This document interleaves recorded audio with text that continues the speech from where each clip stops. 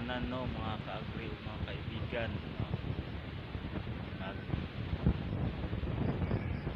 Nag-harvest meron, no, kahapon nagkuan mi mga ka-agri, nag-video mi mag-harvest na magpatong karon Lunes na po Domingo man, no, sa mga mutanaw sa among reels di ay morning umuang ang palaya na harbison karon, no, harbison na mo karon,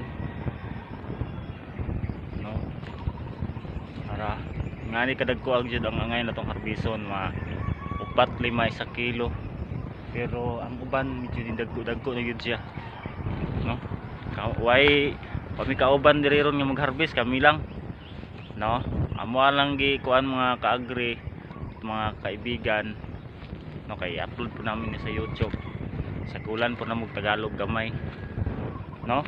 Sa mga bago pa po sa aming YouTube channel ay inanyayahan namin kayo na mag-subscribe, no, mag-comment, mag-share para po mas lalo pa tayong makapag-upload ng mga maraming video, i-share sa mga kaalaman tungkol po sa atin pong pagtatanim ng mga gulay gaya ng ampalaya, no. Update po sa mga hindi pa po nakapag bago pa po sa aming YouTube channel, no.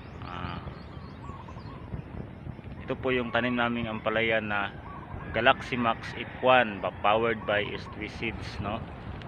Bagong variety po ng S3 Seeds. Ito po yung kasunod ng Mistisa F1. Nung nakaraan ay Mistisa F1 ang tinanim namin. Ngayon mag-harvest kami 44 days ngayon mga kaagri. Ikadalawang pitas namin, no. Kasi yung una talagang first fruit, yung mga maliliit lang ang amin pong harvest. Ngayon kung makikita ninyo, ayan, sumasadsad sa lupa yung mga harvestin natin, no. Medyo medyo na daghan na gid sila, no. No.